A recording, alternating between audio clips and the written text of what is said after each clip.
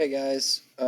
So for this week, we're gonna move on to Japan, and then next week we'll get into North and South Korea, and that'll probably be it for us. We might get into Australia. It'll be close. Okay. Um, but this week all about Japan. So we're gonna go through these slides. Hope you're all doing well, staying safe. As always, if you guys need anything, feel free to reach out. Okay. Big idea. Japan is a mountainous area with a very rich culture and a history that has led to World War II. Physical features. It's on the eastern edge of Asia, island country made up of 4 large islands and a bunch of smaller ones. The mountains cover 75% of the country. Highest mountain is Fuji, which has a volcano. Big thing that you guys will see if you watch the news at all. This part of the world is very subject to natural disasters, volcanoes, earthquakes, tsunamis.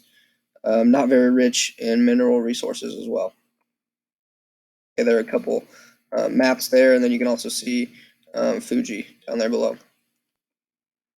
Early history, greatly influenced by China.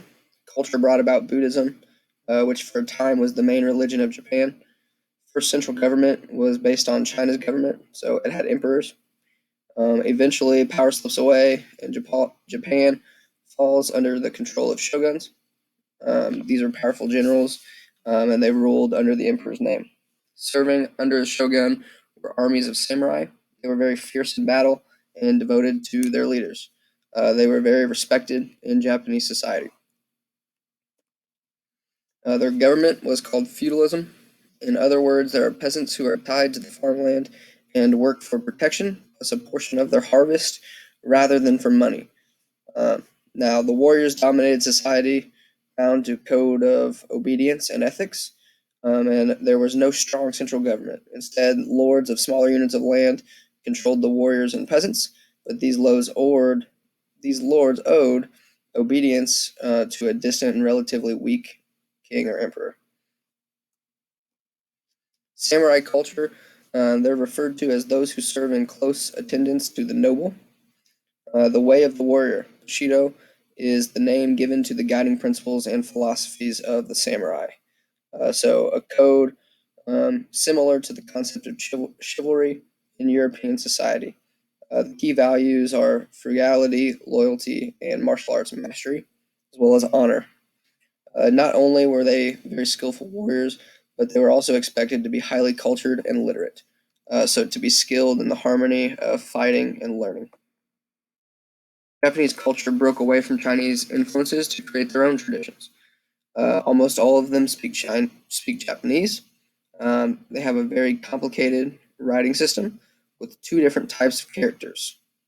Very complicated religion, blended elements of Shinto and Buddhism. Traditional clothing comes from the samurai, but today most people wear Western style clothing. In 1868, unhappy samurai overthrew the shogun and gave power back to the emperor. Japan began industrializing, and emperors began building a powerful empire in attempts to dominate Asia and the Pacific. When World War II began, Japan sees an opportunity for power, ally themselves with Germany and Italy. They actually draw the U.S. into World War II in 1941 when they bombed the naval base at Pearl Harbor. So Pearl Harbor is what then draws the U.S. to declare war on Japan and also on those other powers. Okay, so there are some pictures of Pearl Harbor. We would have watched a little documentary on it as well. By mid-1945, hundreds of thousands of U.S. soldiers had already lost their lives. The war did not seem like it was close to an end, so President Truman decides he needs to act. He attacked 2 Japanese cities with atomic bombs. First one was on August 6th. It was called Little Boy, and it was dropped on Hiroshima. When the Japanese did not surrender right away, Nagasaki was then bombed on August 9th. Japan then surrenders after these 2 atomic bombs were dropped, and 2 to 3 million soldiers and civilians lost their lives in Japan. This was from Pearl Harbor. Truman's statement on the bomb.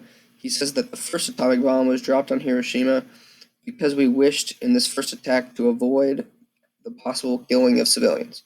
Now, we do know that civilians were killed through both bombs, okay, either directly as it happened or indirectly through radiation over the process and years. Many of the images were all images of Hiroshima and Nagasaki were restricted, except for shots of basically rubble or destroyed buildings until the 1970s. Okay?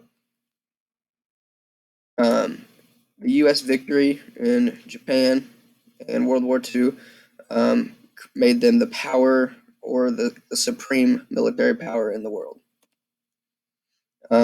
In 1955, a group of U.S. anti-nuclear activists bring 25 young Japanese women to the U.S. for treatment for their radiation scars from the atomic bombs. So my question for you guys, we know the effects that this atomic bomb had on the world, on civilians in Japan, and obviously, though, allowed for the war to be won as well. So my question for you guys is, do you think it was the right decision to drop the atomic bombs on Japan? Why or why not? Make sure you include your reasoning, so there's not just any yes or no answers. It should be, yes, it was the right thing, here's why, or no, it was not the wrong thing, and here's why. If you have any questions, feel free to ask.